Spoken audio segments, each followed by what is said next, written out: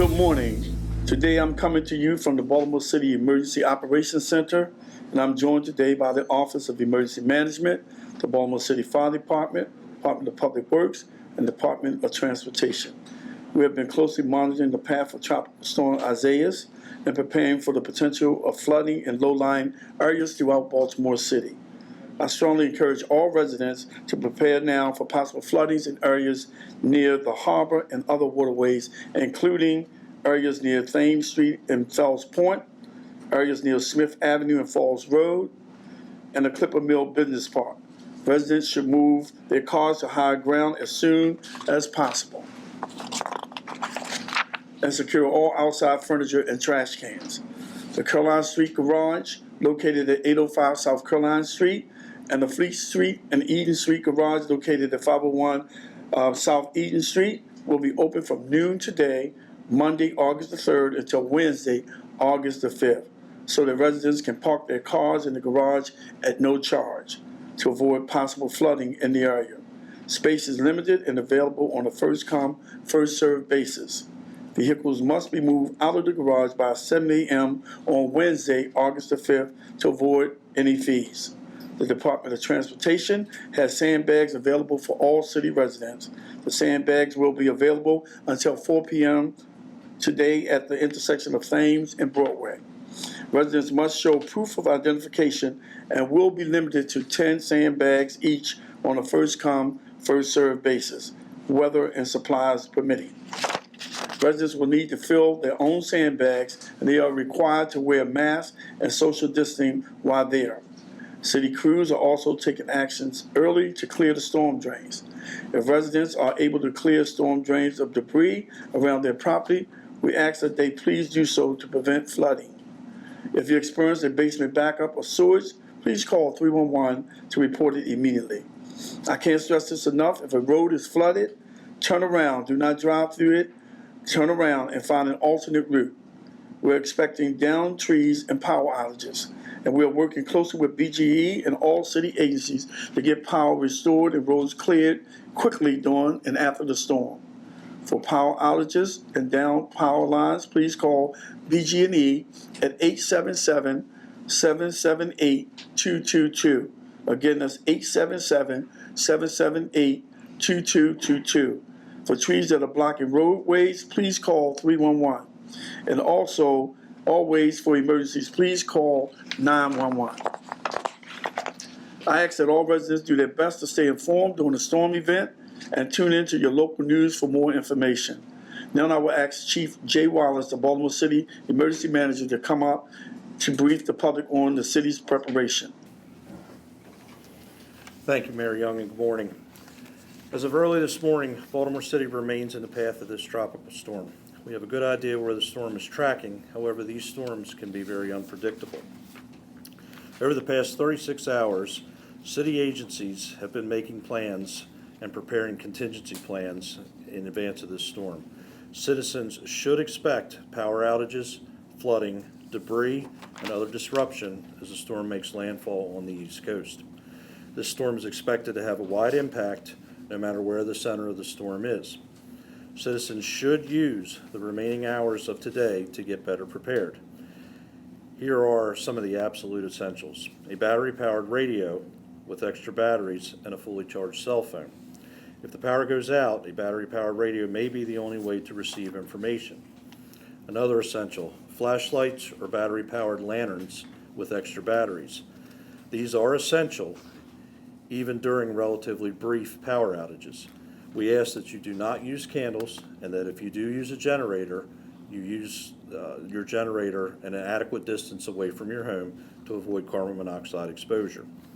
The reason why this is so important and for citizens to be better prepared is because it helps first responders stay focused on real emergencies during the time of the storm. If you are prepared at home, that helps first responders stay focused on protecting lives and property. Again, now is the time to be prepared. Beginning tonight through Tuesday and into Wednesday night, citizens should expect disruption. Power outages, downed trees, blocked roadways, and flooding are all possibilities with this storm. City residents with special needs, prescription drug needs, or important medical appointments should plan ahead now and make arrangements in the event that severe weather disrupts your plans. City residents are also encouraged to clear any debris from neighborhood storm drains to ensure proper drainage and prevent flooding. To protect your food during a power outage, keep your refrigerator and freezer doors closed. Food will stay frozen for an extended period of time if those doors remain closed. The Baltimore City Emergency Operations Center will continue to be fully activated to coordinate storm response and recovery operations between city agencies. 911 and 311 are both fully operational. Use 911 for emergencies only. Police officers and emergency responders will be deployed throughout the city and are able to respond to any incident. We ask that citizens also avoid unnecessary travel during the storm so that our responders are able to provide rapid and unimpeded responses. Again, now is the time to make sure that you are prepared. We do expect to make additional announcements throughout the day and will provide updates as needed. We encourage residents to stay tuned to local radio, TV, and social media for more updates as the storm approaches. This is especially true for those having interests along the waterfront, as well as local tributaries such as the Jones Falls, Gwynns Falls, and Herring Run. I'll now ask Chief Ford to come up and provide a few remarks.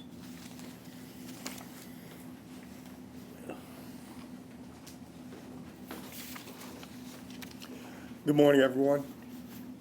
With the hurricane making its way up the East Coast, we want to be sure that everyone remains as safe as possible with the anticipated heavy rainfall.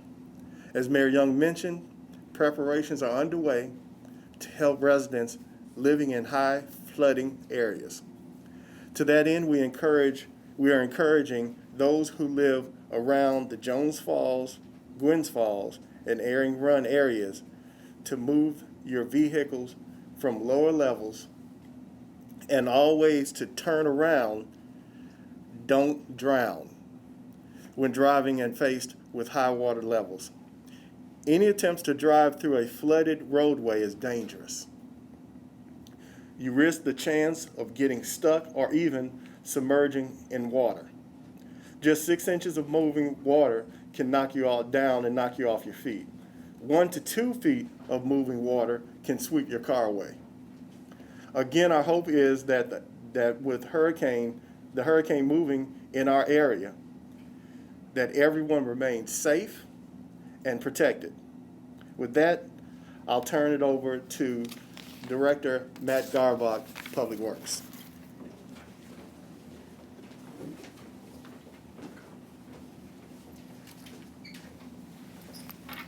Thank you, Chief Ford.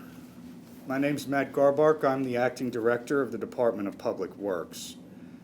As the Mayor and Chief Ford and Chief Wallace have said, this storm is expected to bring a substantial amount of rainfall.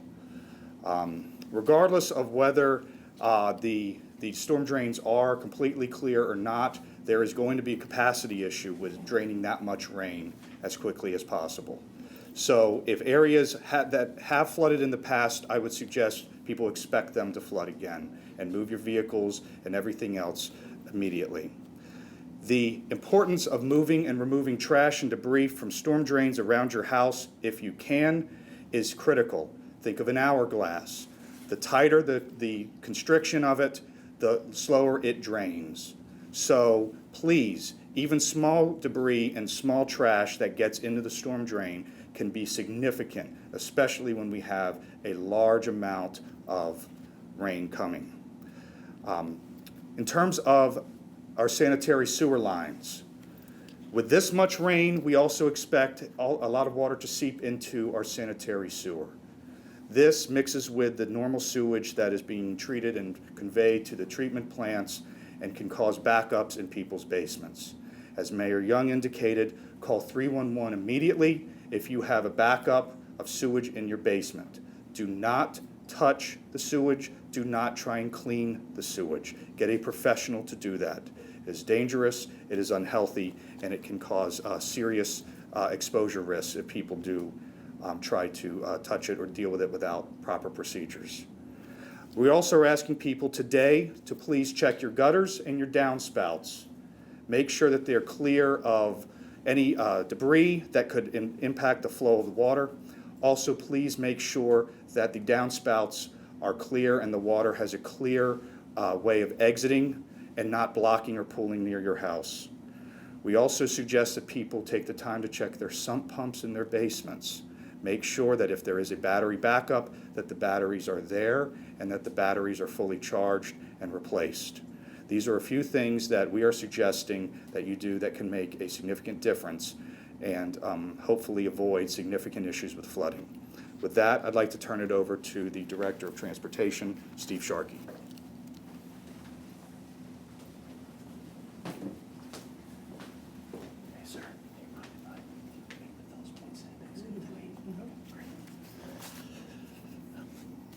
Good afternoon, or good morning. Steve Sharkey, Baltimore City DOT. Just wanted to mention a couple points. Of course, we're fully prepared as a department to respond to floodings during this tropical storm.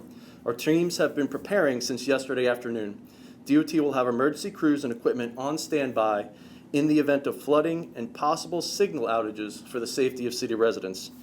DOT crews will, of course, be monitoring roadways and areas that are typically prone to flooding, such as Fells Point, Meadow Mill, in order to respond quickly. We are also going to be implementing parking restrictions in low-lying areas of Fells Point because of possible storm surges. These restrictions will begin tonight at 6. Our towing crews will be on standby to start relocating vehicles as warranted. DOT and the mayor and I also just spoke. He mentioned that the sandbags would be from 9:30 a.m. to 4 p.m. at the intersection of Thames of Broadway. We've decided to move that to 8 p.m. So extended hours of sandbags in Fells Point, 9:30 till 8 p.m. Residents have a maximum of 10 bags. It is self-serve on a first-come, first-come basis, weather and supplies permitting. Also, please bring a mask. Department of Transportation wants residents to be aware that during and after a storm, traffic signals may be without power. Please treat these as four-way stops when you come up to them. We'll also be working with BGE to deploy emergency generators to power signals and restore service. We ask residents to report any signal outages, again, to 311. Department of Transportation is committed to keeping our roadways safe, and we are ready to respond to emergency situations whenever severe storms come our way. Thank you so much, and let me kick it back to the mayor. Thank you all for your tireless work in preparing the city for this extreme weather event. And I want to thank our residents for preparing for this event and taking care of each other. Make sure you check on our seniors and make sure that everyone stays safe during this storm. And again, thank you, and everyone, please be safe.